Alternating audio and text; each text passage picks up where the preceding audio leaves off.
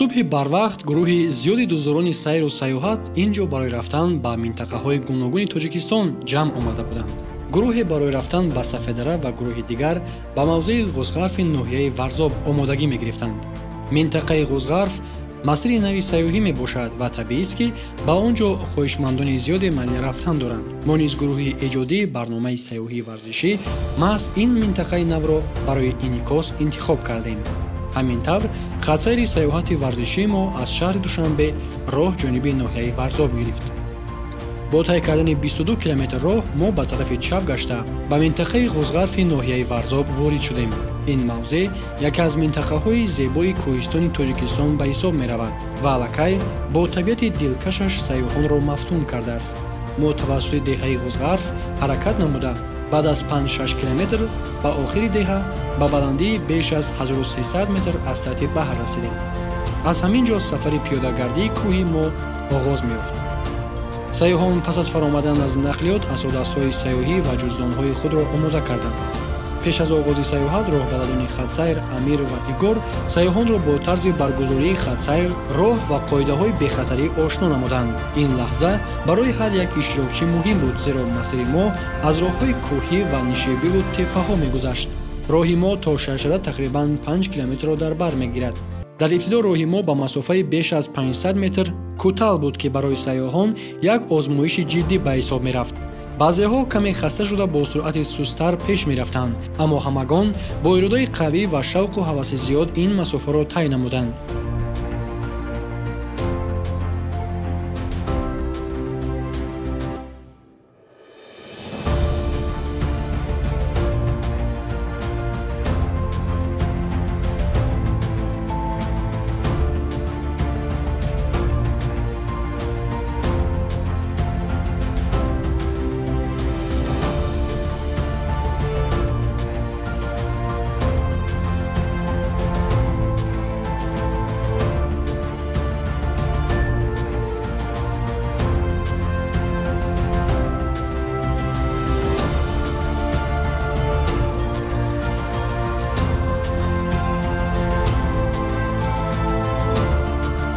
пас аз расидан ба баландии аввал мо қарор дорем ки дар ин ҷо нахустин истгоҳамонро ташкил кунем.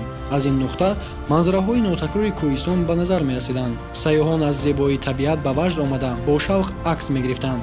аз ин ҷо ҳатто худи Шаршараи Эхо аз дур намудор мешуд ва моро боз ҳам бештар ба пеш рафтан ҳавасманд мекард. роҳбаладон ба мо дар бораи гуногунии биологияи ин мавзеъ ва хусусиятҳои табиии он маълумоти муфид доданд. пас аз дамгирӣ ва гирифтани аксҳои хотиравӣ сафарро идома додем. акнун масир тавассути дашту теппаҳо ва кӯталиву нишебиҳо мегузашт. ҳар ҷо бо дидани манзараҳои ҷолиб сайёҳон таваққуф мекарданд, акс мегирифтанд ва сипас роҳи худро идома медоданд. дар ин мавзеъ табиати баҳорӣ аллакай эҳсос мешуд. гиёҳҳои ба тозагӣ рӯида, дарахтони муғҷа карда ва аввалин гулҳои шукуфта заминро зебу зинат медоданд. ҳамроҳонамон, махсусан сайёҳони хориҷӣ, аз дидани ин манзараҳо хеле хурсанд буданд. онҳо пайваста бо завқ расму навор гирифта табиатро тамошо мекарданд. баъди чанд километр роҳ мо ба майдони васеъ расидем ки соҳили дарёчааш мустаҳкам шуда буд ва маълум мешуд ки барои сохтмонӣ омода карда шудааст. дар ин ҷо экскаватори тасмачархи ҳам истода буд. мо қарор додем ки ин маконро истгоҳи навбатии худ интихоб кунем. ҳавои тоза ва садои ҷорӣ шудани оби дарёча ба муҳити ин макон як зебоии хос мебахшид. сайёҳон аз ин имконият истифода бурда каме истироҳат намуданд ва дубора роҳро идома доданд. сайёҳати мо ба самти дарёчаи Ғузғарф идома дошт. ҳар қадам, ҳар пайроҳа ва ҳар санге ки ба назар мерасед баёнгари он буд ки мо ба макони нотакрори табиӣ наздик мешавем. ҳаво соф, бодии сабуки кӯҳӣ ва садои дарёча фазои мусоид барои роҳпаймоии мо эҷод мекард. каме баъдтар моро зарур омад то аз болои ин дарёча ба тарафи дигар гузарем.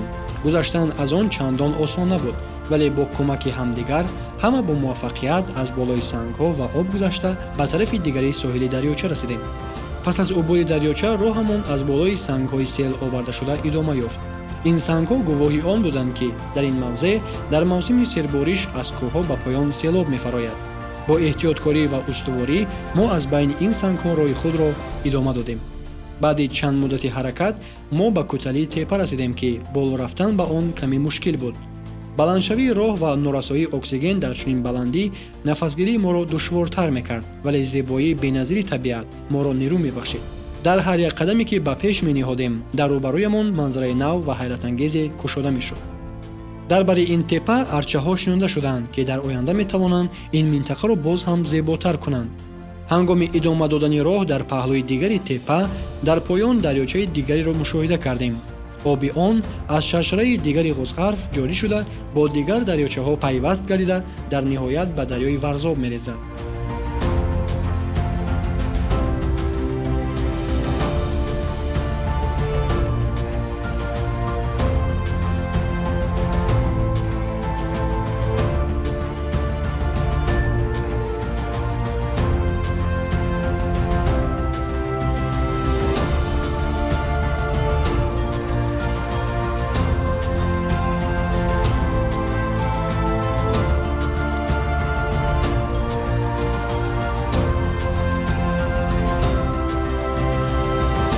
пас аз расидан ба теппа, майдони ҳамвор ва сарсабзеро дидем, ки барои истироҳат ҷойи хеле муносиб буд.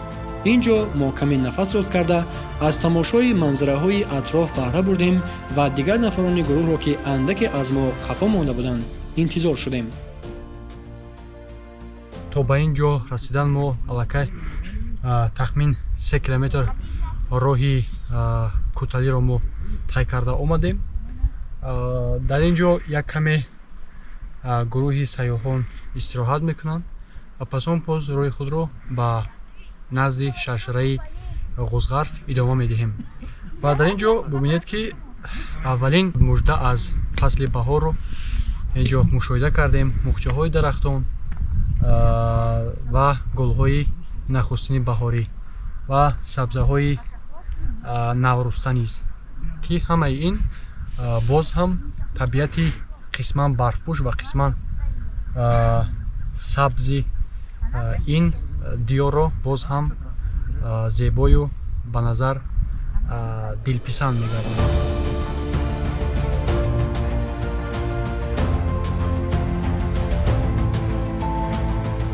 сипас роҳи мо боз идома ёфт. пайроҳаи танг моро аз паҳлӯи теппаи дигаре гузаронд, ки ин ҷо манзараҳои кӯҳии барфпӯш хеле наздик мешуд. ин ҷо беш аз ҳар вақти дигар мо худро дар оғӯши кӯҳистон эҳсос мекардем.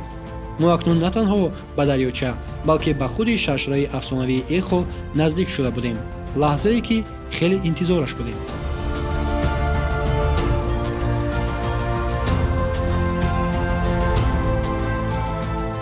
бинандагони азиз, инак боз мо 1 километр дигар қариб тай карда ба ин ҷо омадем ва ҳоло мо дар баландии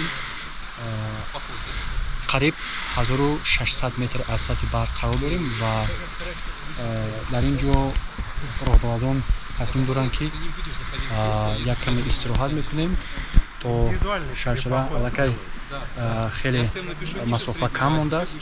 тасмим гирифтанд роҳбарадон, ки вақте ки аз шаршара мефароем дар поёнтар, дар ҷои сабзу хӯрам, онҷо ба омода кардани пуртоб машғул мешаванд.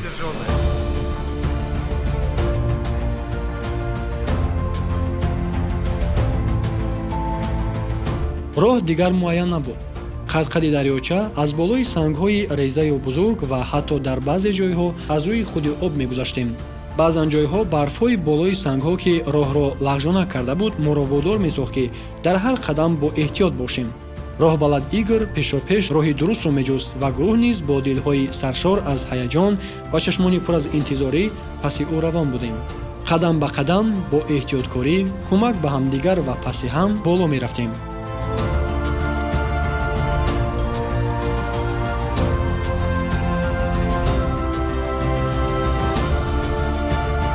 пас аз 400-500 метр ногаҳон дар байни сангҳои бузург ва кӯҳҳои сарбаланд манзарае зуҳур кард, ки гӯё порчае аз афсонаи кӯҳистон буд.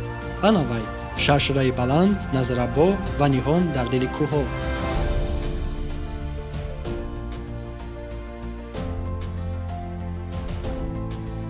ва инак бинандагони азиз, мо қарор дорем дар шаршараи ғӯзғарф, яъне аз ҳама лаҳзаи деринтизортарини хатсайри имрӯзаи сайёҳии варзишӣ фаро расид. Ногуфта намонад ки айни ҳол мо дар баландӣ бештар аз 1600 метр аз сатҳи баҳр қарор дорем ва инҷо гурӯҳи сайёҳон ҳам аз дохил ҳам аз хориҷи мамлакат омаданд то аз зебоии ин шаршара лаззат баранд ва албатта ки бо расмҳою наворҳои хотирмон баргарданд. моро ҳамроҳ бошед, барнома ҳанӯз идома дорад.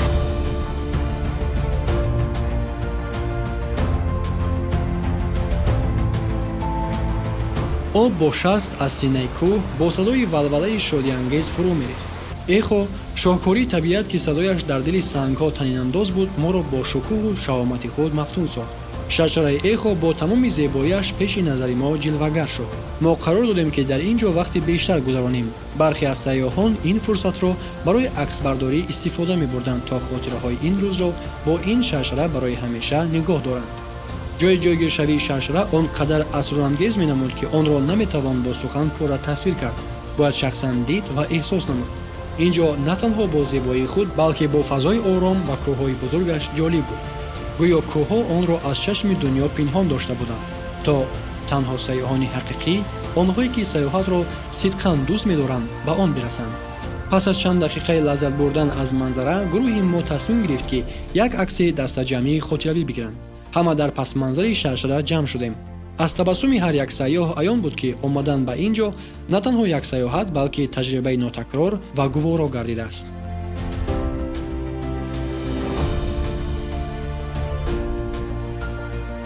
одатан ҳангоми фаромадан роҳ нисбатан душвортар мешавад, зеро ҳар як лағжиш метавонад боиси афтидан гардад.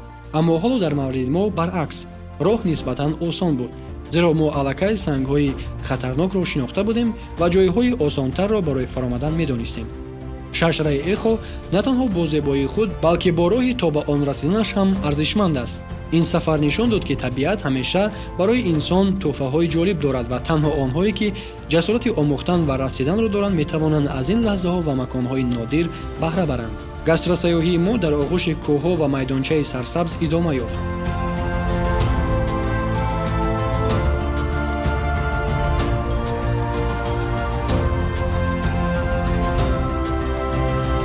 баъд аз як рӯзи пур аз ҳаяҷон ва масофаи тайшуда, иштиҳои ҳама омада буд. инак вақте он расид ки мо яке аз хӯрокҳои маъруфи миллиро ки барои сайёҳони хориҷӣ таҷрибаи ҷолиб буд омода кунем: хӯрутобро.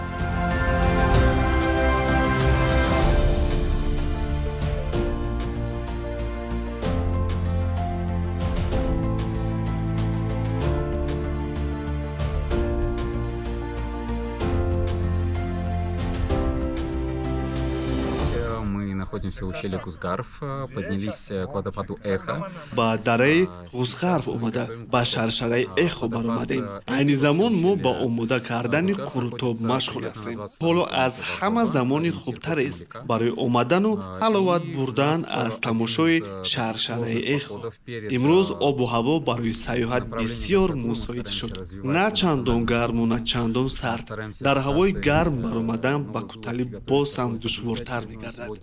дар хатсайрҳои худ мо инак соли дуюм аст ки гастросаёҳиро низ илова намудаем. бо таваҷҷӯҳ ба хӯрокҳои миллию тарзи омода карданашон меҳмононро ошно месозем. ин маротиба дар феҳристи хӯрокҳои саёҳатамон қурутобро гузоштем. ҳоло бачаҳо пиёзро реза карда бирён карда истоданд. ман фикр дорам ки дар ин мавсим шумораи саёҳатҳои мо зиёдтар мегардад, зеро тавре эҳсос мешавад ҳавои имсола нисбатан камбориш ва хуш аст.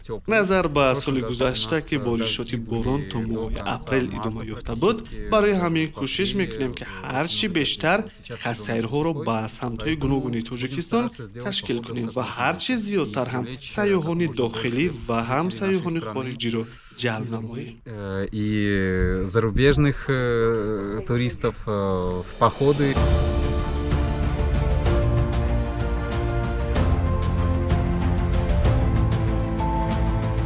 майдончае ки барои истироҳат ва омода кардани қурутоб интихоб кардем, дар доманаи кӯҳҳо ҷойгир шуда манзараҳои афсонавии атрофро пеши назар мекушод. ҳаво софу беғубор, насими форами кӯҳӣ ва ҳарорати муносиб ин лаҳзаро боз ҳам гуворотар менамуд. ҳама омодагии худро мегирифтанд то дар ин таҷрибаи муттаҳидкунанда иштирок кунанд. барои як лаҳза ҳама фаромӯш карданд ки онҳо сайёҳ ё роҳбаладанд. ҳама дастаҷамъона ба омода кардани қурутоб машғул шудем.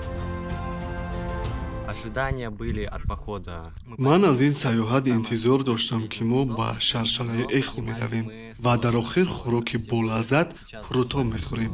лекин бояд бигӯям ки баромадан ба ин ҷо барои ман душвор буд, хусусан дар қисмати охири шаршара ки он ҷо барф зиёдтар буд. умуман роҳ рафтан ва баромадан ба кӯтале каме душвор аст, лекин фаромадан нисбатан осон буд. ин ҷо ба ман бештар ҳавои тозаю табиати оромаш писанд омад ки мо дар шаҳр эҳсос карда наметавонем. аллакай ҳар ҷо дар роҳ аввалин гулҳои зарди шукуфтаро дидем. онҳое ки бо тарзи омода кардани қурутоб ошно буданд, масъулияти роҳнамои дигаронро дар тайёр кардани қурутоб ба зимма гирифтанд. ин гуна саёҳатҳо ки пеш аз ҳама варзишӣ ҳастанд, на танҳо барои ошноӣ бо табиату маконҳои ҷолиби сайёҳӣ ва фарҳанг, балки барои устувории ҷисмонию саломатӣ низ муҳиманд. саёҳатамо рости гап зимистон камтар ҳаво хунук буд, камтар хайт мумкин тарсидем. барои ҳамин имрӯз бисёр ваи манзараҳои зебо барои чӣ кӯҳба аллакай баҳор омадагӣ гӯямам мешавад. гулҳо бисёр, дарахтҳо ҳоли нашукуфсоден, лекин хуча бисёр. саёҳат бо худи тарафи шаршара камтар вазбин буд, лекин гурӯҳи бисёр ба қувват ҷамъ шуд. нағз рафтем омадем, ҳозир мо дам гирифта истодем. ҳамчун духтур ҳама ба ман метонам тавсиятиям ки маслиҳатиям ки саёҳат дар кӯҳ ин манфиат овар барои эҳсосоти одам. ман бисёртар барои ҳамин ба кӯҳ меравам. барои ҳамаи гурӯҳи одамон саёҳат дар кӯҳ фоидаовар ҳаст. барои чӣ? ҳам барои фишор, ҳам барои дил. саёҳат қин ҳаст, миёна ё сабук ҳаст. чунки агар саёҳат дар кӯҳ осон бошад, метонем кӯдакое то 5 сол 6 солаям бисёр вақт ман наберад чаман бурдагӣ. барои ҳамин имконияти саломатӣ бошад, агар тавсия метиҳам ин дамгирӣ беҳтарин.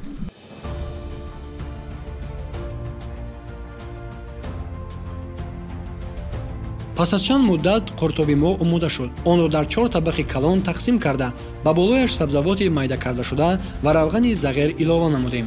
бӯи иштиҳоовари қуртоб атрофро фаро гирифт ва ҳама гирди хом нишаста бо таби баланд ва ҳаловати хоса ин хӯроки серғизоро нӯшиҷон намудем.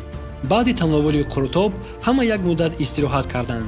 ин лаҳзаҳо на танҳо барои истироҳат, балки барои гуфтугӯ, шӯхиҳо ва табодули назари сайёҳон муҳим аст. Приехал в Таджикистан работать.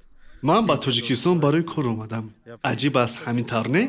дар ҳоле ки бисёриҳо барои кор аз тоҷикистон ба Россия мераванд. мардуми рӯз дар бораи тоҷикон на он тавре фикр мекунанд ки ҳаст. аз ин ҷиҳат тавре мушоҳида мекунам мо иштибоҳи бузург мекунем. тоҷикон мардуми меҳмондӯсту самимӣ ҳастанд. доимо омодаи кӯмак ҳастанд. ягона чизе ки ин ҷо ҳаловати сайру саёҳатро коста мекунад, ин роҳҳо ва алоқа аст. дигар ҳамааш дар дараҷаи олист. саёҳати имрӯза ҳарчанд дар назари аввал осон намуд, лекин ҳоло боварӣ ҳосил кардам ки ин тавр нест. дараҷаи душвории роҳ ҳам аз миёна зиёдтар буд. пойафзоли хубу махсус доштан дар ин гуна роҳҳо аз ҳар ҷиҳат хуб аст ки хушбахтона ман доштам. оянда хеле зиёд аст ҳанӯз маконҳое ки ният дорам рафта тамошо кунам. аз ин рӯ ман ҳар ҳафта рӯзҳои шанбею якшанберо барои сайру саёҳат бахшидам. бегоҳ ҳам наздик мешуд ва акнун мебоист ки торик нашуда боз ба шаҳри душанбе баргардем. ҳама дастаҷамъона лавозимоти худро ғум дошта барои покиза нигоҳ доштани мавзеъ партобҳои худро ҷамъ кардем. аз чеҳраи ҳамагон маълум мешуд ки саёҳати имрӯза барояшон писанд омадааст ва дербоз ин хотира дар ёдашон боқӣ хоҳад монд. бинандагони азиз мехоҳед ки истироҳати бо фароғат ва таби хуш барои оғози ҳафтаи корӣ дошта бошед. пас ба шумо низ тавсия медиҳем ки ба сайри кӯҳҳо ва манзараҳои дилфиребӣ меҳан раведу бо дӯстону наздиконатон якҷоя ҳаловат баред.